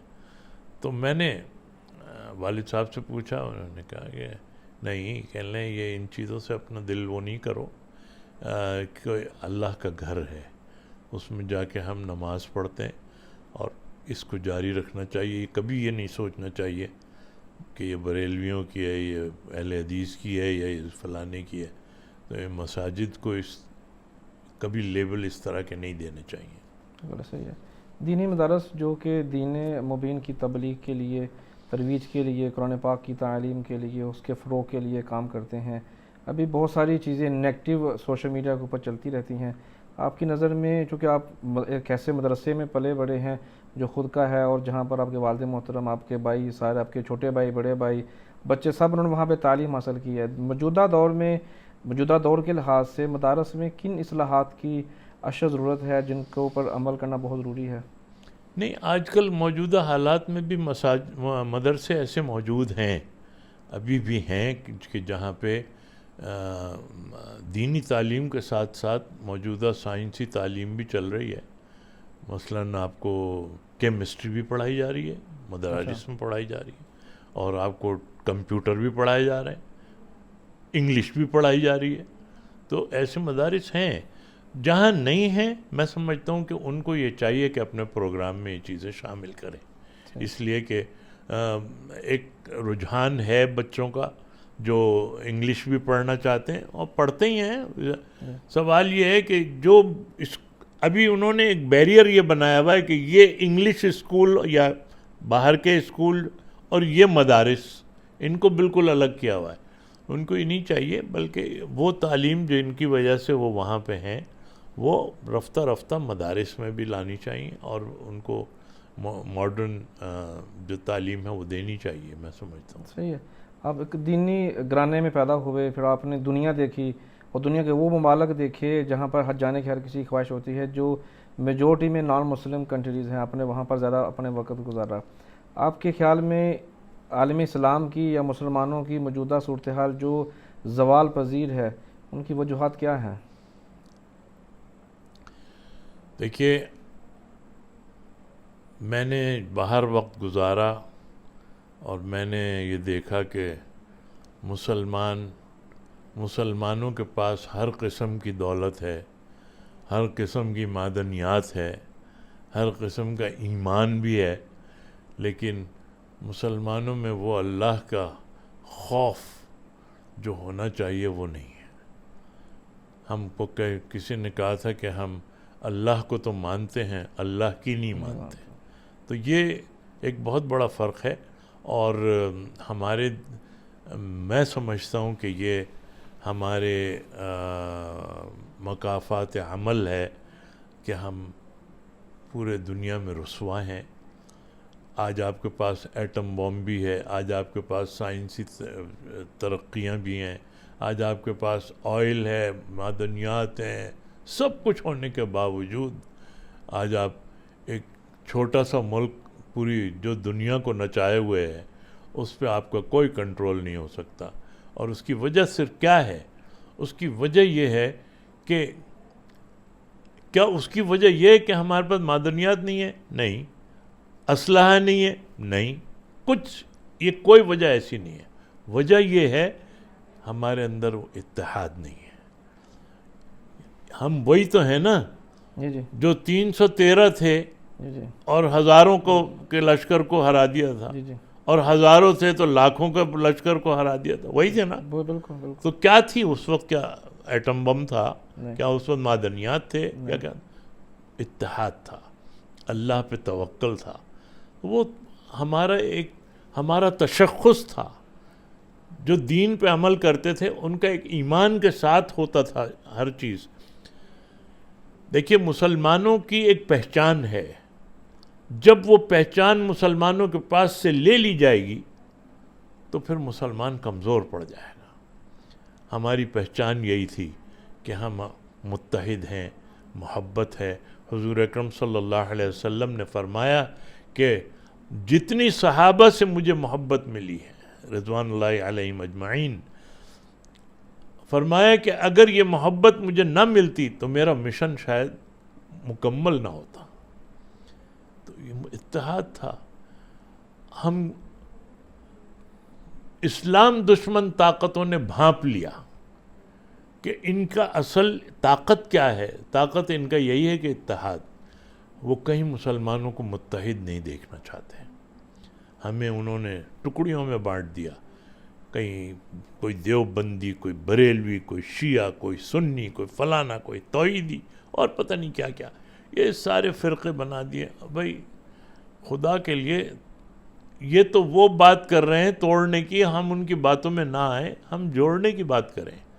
اتنے سالوں سے ہم نے توڑ کے دیکھ لیا, کیا فائدہ ہوا؟ میں تو کہتا ہوں کہ سب لکھ لو اپنے عقائد ایک پرچے پر, سارے مسلک والے بیٹھ جائیں, اپنے عقائد لکھ لیں 1 2 3 کر کے, لیٹ سے 5000 یا کچھ بنے سارے عقائد. اب آپ ان سے کہیے کہ بھئی اچھا ہمارا اور آپ کا اختلاف جو ہے وہ کون کون سے پوائنٹ ہے, نکالیے. پرسنٹیج نکالیے اب آپ اس کی, تو وہ 1% بھی نہیں نکلتا. اس 1% کی وجہ سے ہم 99% کو چھوڑے ہوئے ہیں. یہ ہے نہیں ایک طریقے کی بے وقوفی. ہمیں چاہیے کہ اپنے عقائد جوڑنے بھی, جتنے 98% کے اگر ہم لوگ مل کے بیٹھیں گے تو ایک طاقت بنے گی مسلمانوں کی. وہ چاہتے نہیں کہ ہم بیٹھیں, اور جو ذی عقل ہوگا وہ یہی بات کرے گا کہ ہاں نہیں, اتحاد کی بات ہونی چاہیے. اور ہمارے والد صاحب نے تو الحمدللہ ساری زندگی یہی بات کی کہ ہمارے والد صاحب کے پاس بریلوی علماء بھی آتے تھے. مولانا حامد بدایونی ہمارے والد صاحب کے ساتھ چائنا کے دورے پہ گئے, اور وہ فرماتے تھے, ہمارے والد صاحب فرماتے تھے کہ وہ بھی وضو کرنے میں جلدی کرتے تھے, میں بھی وضو کرنے میں جلدی کرتا تھا کہ وہ مصلے پہ میں کھڑا ہو جاؤں پڑھانے کے لیے. جب وہ کھڑے ہو جاتے تھے تو میں پڑھ لیتا تھا, میں کھڑا ہو جاتا تھا وہ میرے پیچھے پڑھ لیتے. ایسا وہ نہیں تھا. پتہ نہیں کیا کہاں سے انجیکٹ کیا گیا اس قسم کا زہر ہمارے اندر کہ ہم اس میں اتنے آگے نکل گئے کہ طاقت ہماری کمزور پڑ گئی. وَاعْتَصِمُوا بِحَبْلِ اللَّهِ جَمِيعًا وَلَا تَفَرَّقُوا. ہمیں قرآن میں حکم ملا, ہم نے اس پر عمل کرنے کی بجائے ہم نے بیان سے پہلے اس کا ذکر کیا. پھر ہمارے علماء کرام نے اپنے مسلک کو اوپر لے کر گئے, دوسرے مسلک کو نیچے لے کر گئے, اور ایک تفرقہ پیدا کر دیا. کیسے علماء کرام جو ہیں وہ اس تفرقے کو ختم کرنے کے لیے اپنا کردار ادا کر سکتے ہیں؟ دیکھیے, ہمارے جو دادا رشتے میں ہوتے ہیں مولانا اشرف علی تھانوی رحمۃ اللہ علیہ, انہوں نے فرمایا تھا کہ دیکھو بھائی دوسرے کے مسلک کو چھیڑو نہیں جی اور اپنے مسلک کو چھوڑو نہیں. واہ. لیکن یہ ایک ایسا فارمولا تھا کہ اس پہ اگر عمل ہوتا رہتا تو آج یہ جتنے چیزیں سامنے آئی ہیں اور جتنے بھیانک منظر سامنے آئے ہیں مسالک کے اور دو اختلاف یہ نہ ہوتے. اچھا حل کس طرح کیا جائے؟ دیکھیے میں آپ کو بتاؤں کہ جب دشمن کا حملہ ہے اور شیطان پوری بھرپور طریقے سے، تو اس وقت چاہیے ہم اللہ کی پناہ میں آ جائیں، اللہ سے مدد مانگیں. اس لیے کہ اگر ہم اپنے دماغ سے ہی لڑتے رہیں گے تو پھر کہیں شیطان سے کہیں لڑنے کو اللہ تعالیٰ نے فرمایا ہی نہیں. فرمایا کہ اللہ کی پناہ مانگو، اس لیے کہ اس سے بڑا تو عالم کوئی ہے ہی نہیں، اس کے پاس تو حدود بھی نہیں ہے کوئی. تو اس لیے ہمیں چاہیے کہ ہم اللہ کی رسی کو پکڑیں، اور اس کو رسی کو پکڑنے کا مطلب یہ ہے کہ اللہ کے جو ہدایات ہیں ان سے ہم گائیڈنس لیں اور اس پر عمل کریں. انشاءاللہ کچھ نہیں ہوگا. سب یہ سمجھتے ہیں نا کہ یہ کچھ نہیں ہوتا. میں آپ کو بتاؤں بس صرف اپنے نفس کو مارنا ہے، فلانے صاحب سے ملنا ہے جا کے، چلو بھائی، یا ان کو بلا لو اپنے پاس. اسی طرح تو دل قریب ہوں گے. ہم اگر کسی ایک ایک کر کے سب کو چھوڑتے گئے، فلانا کافر. اب میں آپ کو اگر آپ کے پاس وہ ہے ٹائم تو میں آپ کو ایک واقعہ سناؤں. امام ابو حنیفہ رحمۃ اللہ علیہ، انہوں نے ان کی محفل میں بیٹھے ہوئے تھے لوگ، ایک شخص نے سوال کیا اور کہا کہ یا امام اعظم، ایک شخص ہے جس کو جنت کی خواہش نہیں ہے اور دوزخ کا خوف نہیں ہے، مردار کھاتا ہے، بلا رکوع سجدے کی نماز پڑھتا ہے، اور حق سے بغض رکھتا ہے اور فتنے کو محبوب رکھتا ہے. ایسے شخص کے بارے میں کیا حکم ہے؟ امام ابو حنیفہ نے فوراً فرمایا کہ وہ تو مومن ہے. اور فوراً جواب بھی دیا. ایک شخص نے اللہ کی خواہش میں جنت کی خواہش ختم کر دی، دوزخ سے نہیں ڈرتا ہے، رب دوزخ سے ڈرتا ہے، مردار کھاتا ہے، مچھلی کھاتا ہے، بلا رکوع سجدے کی نماز پڑھتا ہے، نماز جنازہ پڑھتا ہے. اور قرآن کریم میں ہے کہ یہ مال اور اولاد جو ہے یہ فتنہ ہے، لیکن یہ فتنہ ایسا ہے کہ اسے محبوب رکھنے میں کوئی حرج نہیں ہے. تو حق فتنے کو محبوب رکھتا ہے. موت حق ہے، اس سے اس لیے بغض کرتا ہے کہ وہ اس کو زیادہ سے زیادہ استغفار کا موقع مل جائے. پھر فرمایا کہ کسی کی تکفیر کرنے سے پہلے، کسی کو کافر کہنے سے پہلے اپنے پاس سے ہیلے بہانے تلاش کرو کہ اس کو کافر نہ کہنا پڑے. تو یہ تو ہمارے امام ابو حنیفہ کی درس ہے. اب ہم جو ہیں کہ ہر شخص مفتی بنا ہوا ہے اور کفر کے فتوے دے رہا ہے. میں کہتا ہوں کہ اگر انہوں نے فتوے سارے دے کے فلانا بھی کافر، فلانا بھی، بھئی تو ہم تو اقلیت میں آ جائیں گے. پھر مسلمان تو اقلیت میں ہو گئے. پھر اگر سارے ہی کافر ہیں تو پھر وہ تو ان کی تو اکثریت ہو گئی. اس میں ذرا سی عقل سے کام لینا چاہیے. اور بہرحال اللہ تعالی ہمیں ہدایت دے. اور بہت ضروری ہے اتحاد. میں آپ کو بتا رہا ہوں بالکل ایسے ہی اتحاد اتفاق کے بغیر تو کچھ بھی ممکن نہیں. کوئی ادارہ ہو، گھر ہو، خراب ہو جاتا ہے اگر وہاں پہ اتحاد اتفاق. جی ہاں بالکل. یہ تو پھر یہ دین اسلام ہے. یہاں پر بہت کچھ ماضی میں ہوتا رہا ہے، تاریخ ہمارے سامنے ہے. تبلیغ کی بات کرتے ہیں. ظاہر سی بات ہے پاکستان میں تبلیغ ہوتی ہے تو ایک اس کا سٹائل ڈیفرنٹ ہے. جب آپ یورپ میں جاتے ہیں، آپ نے جا کے جب آسٹریلیا میں یا دوسرے کنٹریز میں تبلیغ کرنا شروع کی، کیسے آپ موٹیویٹ کرتے تھے نان مسلم کو، یا جو مسلمان تھے جو نماز نہیں پڑھتے تھے ان کو؟ تھوڑا سا ہمیں بتائیں گے تاکہ جو دوست دیکھ رہے ہیں ان کے لیے اصلاح ہو. دیکھیے سب سے پہلا جو درس ان کے لیے ہوتا ہے وہ پریکٹیکل ہے. ان کو وہ لوگ، وہاں کے لوگ جو ہیں، اگر جتنے بھی مسلمان ہوئے ہیں، وہ کہتے ہیں کہ ہم نے مسلمانوں کے ساتھ وقت گزارا پہلے، اور ہم یہ دیکھتے تھے کہ ان کے معمولات کیا ہیں، کیسے. تو نہ ہمیں اس میں شراب نظر آتی تھی، نہ ہمیں اس میں کوئی گرل فرینڈ یا کوئی اس طرح کے جھگڑے نظر آتے تھے، نہ ہمیں کوئی رات کی کوئی ایسی ایکٹیویٹیز نظر آتی تھیں جو ہماری زندگی میں اور ان کی زندگی میں نہیں ہے. ان کو فکر ہوتی تھی کہ عشاء پڑھ کے بس اپنے معمولات کر کے اور سو جاؤ تاکہ صبح جی نماز کے لیے وقت اٹھ جائے.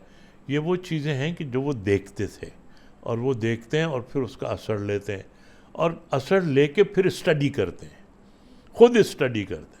ابھی پوچھنے کا نوبت نہیں آئی, خود اسٹڈی کرنے کے بعد پھر آتے ہیں کہ اچھا یہ جو ہے. ایک صاحب نے آ کے مجھ سے کہا کہنے ہیں میں نے اسلام کی اسٹڈی بھی کر لی, سب کچھ ہے, بس صرف یہ 1 مہینے کے روزے جو ہیں مجھے لگتا ہے میرے اوپر بہت بھاری ہوں گے. اچھا وہ مشکل ہے.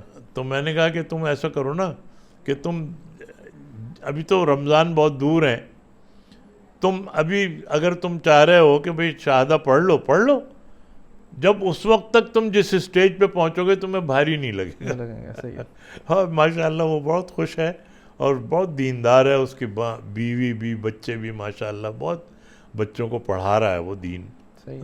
کتنے مسلمان جو ہے نا وہ غیر مسلم تھے مسلمان ہو چکے ہیں آپ کی تبلیغ کے باعث یا آپ کی ہاتھوں سے؟ میں جب نیوزی لینڈ میں تھا تو اللہ تعالیٰ نے مجھے یہ بھی ایک سعادت دی کہ مجھ سے کلمہ پڑھا بہت سے لوگوں نے. یہ سمجھ لیجئے کہ جب یہ واقعہ ہوا ہے اس کے بعد سے روزانہ 5-6 روز 1 مہینے تک یہ کم از کم سلسلہ چلا ہے کہ منیمم 4-5 جو تھے وہ روز کلمہ پڑھتے تھے.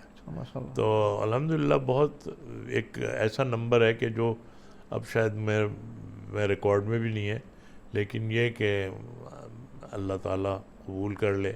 ایک لڑکی نے مجھے کسی سے اپروچ کرا ہے کہ وہ لینے آئے مجھے کہ وہ ایک لڑکی ہے جو کلمہ پڑھنا چاہ رہی ہے. تو میں نے کہا کہ اچھا رات کا وقت تھا, وہ تقریباً 11 بج رہے. تو میں نے کہا کہ اچھا چلیں ابھی, تو کہنے لیں چلیں. میں نے کہا اس لیے کہ دیکھیے دین کے کام میں جو ہے نا اس کے خاص طور سے اس کام میں دیر نہیں ہونی چاہیے. تو خیر میں اسی وقت گیا, میں نے اس سے لڑکی سے پوچھا, میں نے کہا کہ تمہیں کوئی پریشر تو نہیں ہے کسی کا کہ تم مسلمان ہو جاؤ؟ تو اس نے کہا نہیں. تو میں نے کہا پھر کیا چیز ہے جس نے تمہیں موٹیویٹ کیا کہ مسلمان؟ کہنے لگی میں نے مسلمان 2 میری سہیلیاں ہیں ہم لوگ ساتھ. کہنے لگی میں گاڈ سے یہ کہتی تھی کہ یہ لوگ صحیح ہیں تو مجھے کیسے یقین آئے کہ یہ صحیح ہیں؟ جو کچھ میں نے پڑھا بچپن سے یا جو کچھ میں نے دیکھا وہ میرے دل سے نہیں نکلتا, تو میں یہ کیسے جان لوں؟ کہنے لگی میں ایک دفعہ کمرے میں بیٹھی ہوئی تھی, ایسے ہی مجھے خیال آیا اور میں نے یہ کہا گاڈ سے کوئی مجھے ایسی کوئی چیز دکھا جس کی وجہ سے مجھے یہ یقین ہو جائے کہ ہاں تجھ پہ ایمان لانا اس انداز سے کہ جو ہے وہ صحیح ہے. تو کہتی ہے میں ایک دم چونکی اور میں نے دیکھا کہ میرا پردہ کھلا. کہنے لگی کہ ویسے پردہ کھلتا تو شاید مجھے نہ پتہ چلتا, لیکن میں نے دیکھا کہ جیسے کسی نے پردہ ہلایا. اچھا. وہ کہنے لگی میرے لیے یہی کافی تھا. میں نے فوراً اپنے اسے کانٹیکٹ کیا, میں نے کہا کہ بھائی میں بس مجھے وہاں سے بھی اشارہ ہو گیا میں مسلمان ہو رہی ہوں. اور ایسی مسلمان ہوئی ہے کہ سچی بات ہے, ہم تو وہ ہے نا پیدائشی مسلمانوں کو بھی اس نے مات کر دیا. بہت ماشاءاللہ اسٹرکٹ اپنا دین کے اوپر عمل کر رہی ہے. صحیح. آسٹریلیا آپ کس سن میں گئے تھے؟ میں 95 میں. 95 میں کس پرپس کے لیے گئے تھے؟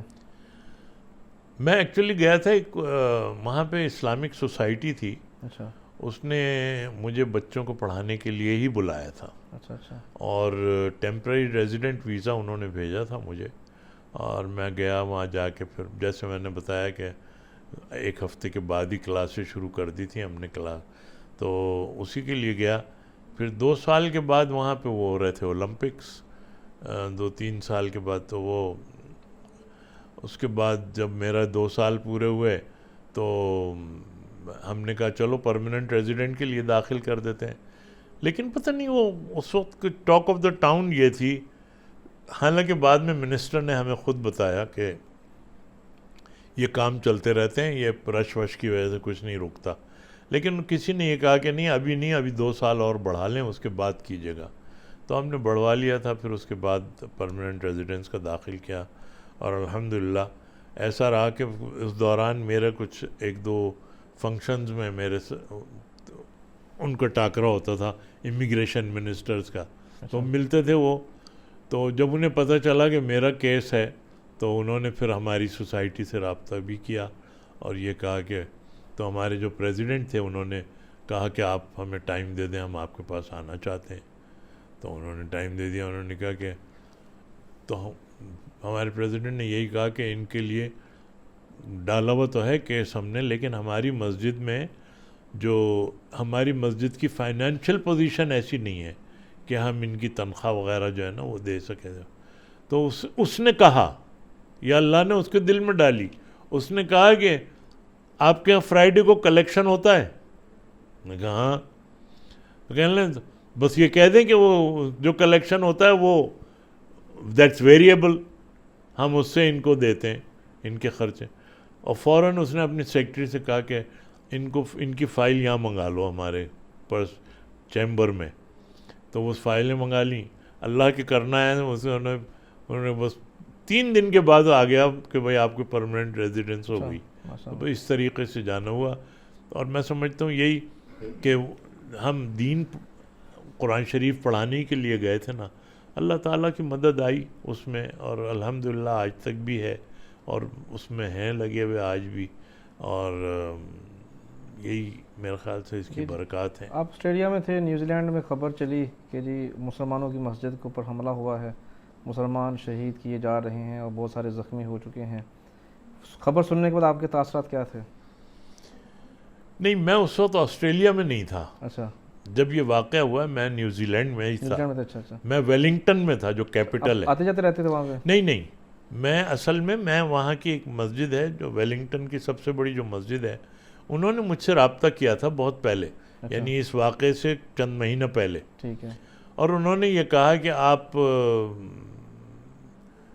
آپ کے پیچھے ایک صاحب نے جمعہ پڑھا ہے اور وہ ریکمنڈ کر رہے تھے کہ وہاں انہیں بلاؤ تھانوی صاحب کو یہاں پہ، وہ یہاں اگر آ جائیں تو مزہ آ جائیں، یہاں پہ امام کی ضرورت بھی ہے. تو مجھ سے کہا انہوں نے، میں نے کہا کہ بھائی میں آپ کو جانتا نہیں، آپ مجھے نہیں جانتے، میں کیسے آ سکتا ہوں؟ تو کہہ رہے ہیں شیخ بتائیے نا کیسے، پھر ہم تو آپ کو ٹکٹ بھیج رہے ہیں، آپ آ جائیں. انہوں نے پھر ٹکٹ بھیجا، میں 10-12 دن وہاں رہا، ایسے کہ 2 جمعے میں نے وہاں پڑھائے. اچھا ماشاء اللہ. اور تو جب میری فلائٹ تھی اگلے دن تو وہ مجھ سے پوچھنے لگے کہ آپ نے کچھ بتایا نہیں. میں نے کہا مجھے بتانا تھوڑی تھا، مجھے تو یہاں نمازیں پڑھانی تھیں اور بتانا تو آپ نے. تو کہنے لگے کہ اچھا شیخ تو پھر ہم آپ کو ایک بتاتے ہیں، ہمارے یہاں کے ایک مصلی ہیں، ان کی 85 ایئرز عمر ہے. اچھا ماشاء اللہ. فیجین ہے وہ. ان کے الفاظ یہ ہیں آپ کے پیچھے جمعہ پڑھ کے کہ پہلی دفعہ ایسا محسوس ہوا ہے کہ ہمارے سر پہ کوئی ہاتھ آیا. بس میں نے کہا آپ نے یہ ایک مجھے سنا دیا، اب میں نے انکار نہیں کر سکتا، انشاءاللہ میں آ رہا ہوں، لیکن اگلے مہینے کے لیے میرا کمٹمنٹ ہے، پھر میں کر کے پھر آؤں گا. تو اس طرح میں وہاں پہنچا تھا. جب یہ واقعہ ہوا تو میں خطبہ پڑھ رہا تھا اس مسجد میں. اچھا. تو میں دیکھ رہا ہوں ہال میں ایک ہلچل ہے، پیچھے کی صفوں میں لوگ جا رہے ہیں، پھر آتے ہیں، پھر وہ موبائل سب کے ہاتھ میں. تو مجھے نہیں سمجھ میں آ رہا تھا کہ ہو کیا رہا ہے. تو جب نماز پڑھائی میں نے، پھر نماز کے بعد پریزیڈنٹ جو تھے وہاں کے، انہوں نے کھڑے ہو کے اعلان کیا کہ اس طریقے سے کرائسٹ چرچ میں ایک شخص نے ایسے کیا ہے اور وہاں اتنے سارے لوگ شہید ہو گئے. اور مجھے تو وہ خبر اس طرح ملی اور یقین جانے کہ سب دل رو رہے تھے یہ سن کے، اور سب نے اپنے موبائل آن کیے ہوئے، اور تھوڑی دیر میں عصر کے نماز سے تقریباً پہلے ہی ان کی پوری پولیس کی وہ جو ہے نا ساری ایڈوانس ایکوپمنٹ جو وہ سب لے کے آ گئے اور مسجد کو خالی کرا لیا اور ٹیک اوور کر لیا ہر مسجد کو انہوں نے. اور اس کے بعد انہوں نے کہا کم از کم 4-5 دن تک جو ہے یہاں پہ نمازیں نہیں ہوں گی. تو وہ نہیں ہوئی، پھر وہ گھروں میں ہی پڑھی. اسی دوران پھر یہ نماز 2-3 دن 4 دن جب مسجدیں بند تھیں، جب کھلی ہیں تو نمازیں شروع ہوئی ہیں. اور پھر مجھے پتہ چلا کہ وہ پارلیمنٹ میں سیشن شروع ہو رہا ہے تو وہاں تلاوت کرنی ہے. پھر وہاں گیا میں. تو اس طرح بس افسوس تو تھا. جی بالکل صحیح ہے. افسوس ہم سے زیادہ شاید انہیں تھا. اچھا. یعنی نیوزی لینڈرز جو تھے نا جی ان کو اتنا افسوس تھا کہ میں آپ کو بتاؤں کہ ایک کپل تو آ کے جو یہ واقعہ ہوا ہے اور اس نے سنا, وہ آ کے وہاں گیٹ کے سامنے مسجد کے بس یوں کھڑے ہو گئے دونوں میاں بیوی, نہ کچھ کہیں کسی سے نہ کچھ, بس کھڑے ہیں. 2 دن وہ وہاں کھڑے رہے دونوں. یہ ان کا اظہار کرنے کا وہ تھا. اور اسی طریقے سے بہرحال سب کے دل رو رہے تھے اور لوگ تھے کہ پھول لا کے وہ ڈال رہے تھے وہاں پہ. اور بس یہ ایک سانحہ ایسا تھا کہ جس کی وجہ سے, لیکن صاحب ایسے موقع پہ پرائم منسٹر نے جس طریقے سے اس کو ڈیل کیا, جسنڈا آرڈن اس کا نام تھا, اس نے بالکل کوئی کسی چیز کا انتظار نہیں کیا. اس میں ڈکلیئر کیا کہ یہ ٹیررسٹ اٹیک ہے یہ جس نے بھی کیا ہے, اور اس کو بند کیا گیا. اور اس طریقے سے خود برقع اوڑھ کے کمیونٹی میں آ گئی. یعنی دیکھیے صومالین اور سوڈانی اور دوسرے اور جو ہماری جو حجاب لیتی تھیں, برقع اوڑھتی تھیں, ان کو کتنی انکریج کیا ان کو کہ آ کے خود برقع اوڑھ کے آئی. اور اس نے بلکہ جس دن جمعہ آ رہا تھا اس سے اگلا, اس دن اس نے کہا کہ آج پوری نیوزی لینڈ کی عورتیں جو ہیں وہ حجاب اوڑھیں گی. اچھا جی.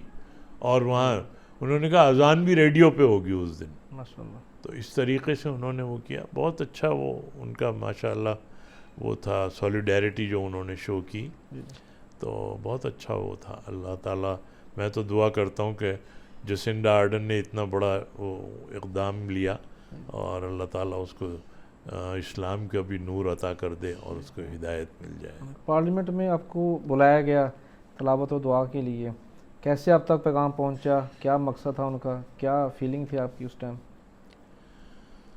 پہلے تو میں سمجھ رہا تھا کہ میں کوئی تیر نہیں مار رہا.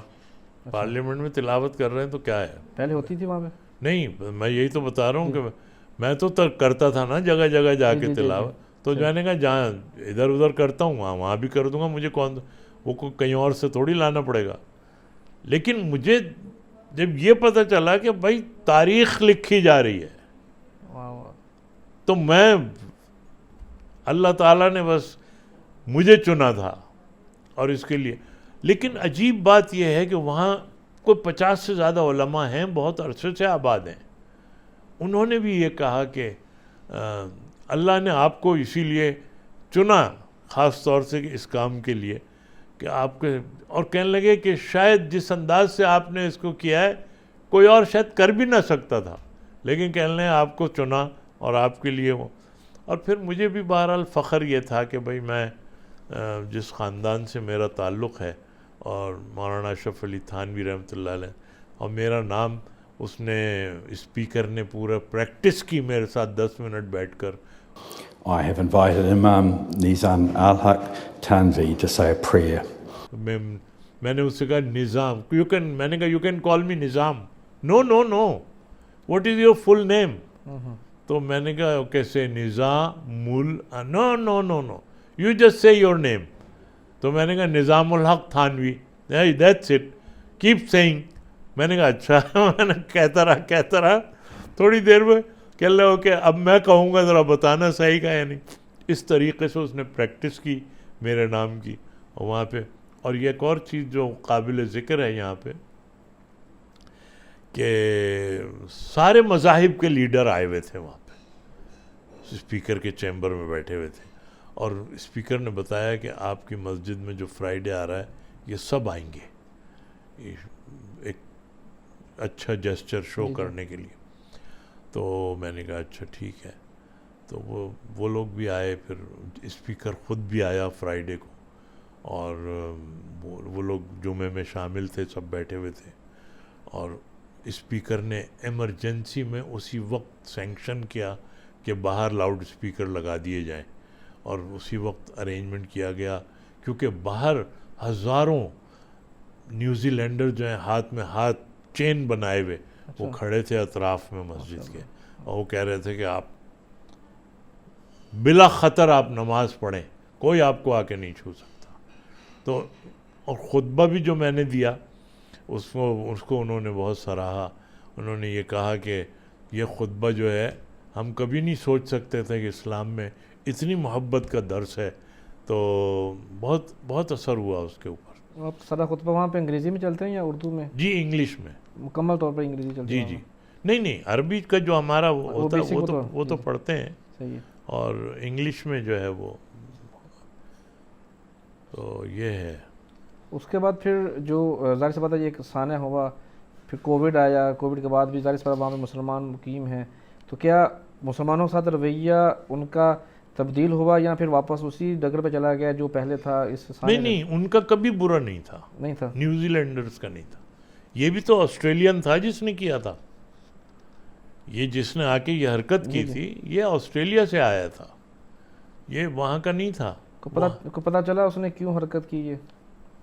حرکت کیا، وہ تو آپ کو پتہ ہی ہے، وائٹ سپریمیسی تو چل رہی ہے پوری دنیا میں ہی چل رہی ہے. ابھی جو جنونی ہے وہ اس قسم کے جو وائٹ سپریمیسی کے اس میں وہ اسی قسم کے. اب دیکھیں نا لائیو اسٹریم پہ وہ ایسا لگ رہا تھا جیسے وہ گیم نہیں آتے، ہاں اس طرح کے وہ کوئی گیم چل رہا ہے.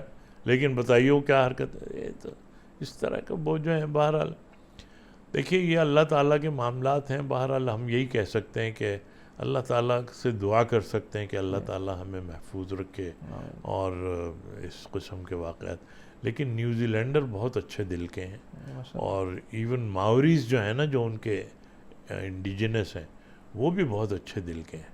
آپ کو بتاؤں دو گروپ آپس میں ایک دوسرے کے جانی دشمن، وہ مل کے مسجد آئے اور آ کے انہوں نے وہ اپنا ٹریڈیشن ایک کچھ وہ کرتے ہیں حقہ کہلاتا ہے وہ کیا انہوں نے. اور پھر اس کے بعد میرے سے انہوں نے اظہار یکجہتی کیا. تو یہ بڑا ان کا وہ ہے، بڑی محبت کے لوگ ہیں. اور آج بھی میں اس کے بعد بھی ایک دفعہ گیا تو انہوں نے مجھے کیا دکانیں اور کیا کوئی جگہ میں جہاں سے بھی گزرا انہوں نے کہا او ہاں ایک دم یعنی وہ پہچانتے تھے کہ یہ تو ٹیلی ویژن پہ تھے اس وقت. تو الحمدللہ مجھے تلاوت کرنے کے بعد مجھے احساس ہوا کہ آپ نے کیا کہ میں تیر مار کے اللہ نے آپ سے کیا کام لے لیا. ایسا ہی ہے کہ تاریخ لکھی جا رہی ہے، اور پوری دنیا سے کیا افریقہ اور کیا امریکہ اور کیا گلف، ہر جگہ سے سب جگہ سے مجھے ایسے میسیجز ملے. ماشاءاللہ پوری دنیا میں دکھایا جا رہا تھا. مجھے تو یہ بعد میں پتہ چلا جب ہم لوگ نکلے ہیں وہاں سے چیمبر سے، اس کے کوریڈور میں ہم لوگ چلتے جا رہے ہیں اور وہ اسپیکر میرا ہاتھ پکڑے ہوئے اور وہ کہہ رہا ہے کہ میرے ساتھ ساتھ رہنا. اور وہ جیسے ہی وہاں سے نکلے اور ہم لوگ فوائر میں آئے وہاں تو سارے کیمرے لگے ہوئے تھے. تو بس وہ وہاں سے ڈائریکٹ ہو رہا تھا. یہ بہرحال ایک وہاں کا تجربہ رہا. اور اللہ تعالیٰ نے، میں تو یہی کہہ سکتا ہوں کہ یہ مفتی تقی عثمانی صاحب کی بات یاد آ رہی تھی، یعنی اللہ نے جو کام جس سے لینا ہے وہ لے گا، تو پھر کام نہیں آئے گی. ہاں تو اس لیے انہوں نے یہ کہا اور اس کے بعد یہ واقعہ پیش آ گیا. اور اللہ تعالیٰ نے بس سمجھیں کہ ہر جگہ میری شناخت اسی سے کرا دی. اعوذ باللہ من الشیطان الرجیم، بسم اللہ الرحمن الرحیم. یا ایہا الذین آمنوا استعینوا بالصبر والصلاة ان اللہ مع الصابرین. ولا تقولوا لمن يقتل في سبيل الله أموات بل أحياء ولكن لا تشعرون. وَلَنَبْلُوَنَّكُمْ بِشَيْءٍ مِّنَ الْخَوْفِ وَالْجُوعِ وَنَقْصٍ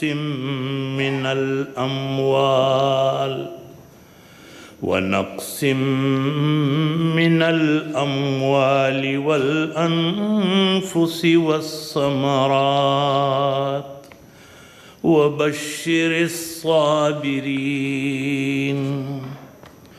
الذين إذا أصابتهم مصيبة قالوا إنا لله وإنا إليه راجعون صدق الله مولانا العظيم وصدق رسوله النبي الكريم ونحن على ذلك من الشاهدين والشاكرين والحمد لله رب العالمين. سوالات تو بے شمار تھے جو میں چاہتا تھا کہ نوجوان نسل کے لیے سوشل میڈیا کے لیے جو ہے نا میں پوچھتا، کم و بیش 20-25 سوال اور بھی باقی ہیں، لیکن میں کیا کروں، کبھی وقت کافی ہو چکا ہے. آپ نے بھی عشیہ پر بھی جانا ہے، ڈاکٹر فقیر صاحب کا ویٹ کر رہے ہیں آپ کو لے کے جانے کے لیے. آپ نے وقت دیا، بہت شکریہ. مزہ بات کر کے. آخر میں ہماری کمیونٹی کے نام، پاکستانیوں کے نام، مسلمانوں کے نام کیا پیغام دینا چاہیں گے؟ میں مسلمانوں سے عام طور پہ اور مسقط کے مسلمانوں سے اور خاص طور سے کمیونٹی پاکستانی کمیونٹی اور انڈین کمیونٹی، جو بنگلہ دیش کی کمیونٹی، یہ سارے ایشین جو یہاں پہ ہیں، میں ان سے صرف یہی کہوں گا کہ خدا کے لیے ایک ہو جائیں. بہت ہو گئی، اب چارہ نہیں ہے کوئی. ہم اسی طرح ذلیل ہوتے رہیں گے ساری زندگی، لیکن ہم ایک ہو جائیں گے انشاءاللہ ہماری وہ ساکھ واپس آ جائے گی جو حضور اکرم صلی اللہ علیہ وسلم نے صحابہ اکرام رضوان اللہ علیہ مجمعین کی ایک ساکھ بنائی تھی. وہ اگر ہمیں واپس چاہیے تو ہم متحد ہو جائیں ایک دوسرے کا. ہم یہ نہیں کہہ رہے کہ آپ ہماری بات سے اتفاق کریں، لیکن احترام تو کر سکتے ہیں. آپ کی رائے سے ہو سکتا ہے میں اختلاف کروں، لیکن مجھے آپ کی رائے کا احترام ہونا چاہیے. بس یہی ہے. ہم بلا وجہ لڑتے ہیں ایک دوسرے کے، یہ نہ کریں، سب متحد ہو جائیں. میں صرف یہی کہوں گا، اور بلکہ نہ صرف کہوں گا بلکہ میں تو دعا بھی کرتا ہوں اللہ تعالیٰ مسلمانوں کو متحد کر دے، شیر و شکر ہو جائیں. پھر دیکھیے کیا طاقت بنتی ہے.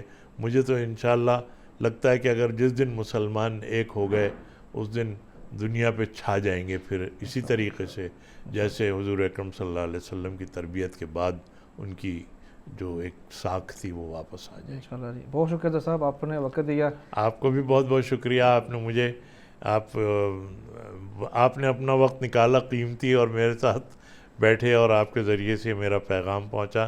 اللہ تعالیٰ آپ کو جزائے خیر دے اور اللہ تعالیٰ آپ کو برکتیں عطا فرمائے. بہت شکریہ ناظرین. اسی پیغام سے آپ سے اجازت چاہیں گے. ایمان، اتحاد اور تنظیم، یہ ایسا نعرہ ہے جس پر عمل پیرا ہو کر ہی ہم ملک و ملت بطور مسلمان کامیاب ہو سکتے ہیں. ایمان اور اتحاد کو مضبوط رکھیں گے تو دنیا پر چھائیں گے، اور جب چھائیں گے اسلام بھی ترقی کرے گا، اسلام بھی چھائے گا، تو یقینی طور پر ہماری ایک الگ پہچان ہوگی. وہ پہچان ہی ہماری اصل پہچان ہوگی جب ہم اتحاد کے ساتھ، اتفاق کے ساتھ رہیں گے. ملیں گے پھر کسی نئے روز، نئے موضوع، نئے مہمان کے ساتھ. تب تک مجھے اجازت. پاکستان زندہ باد.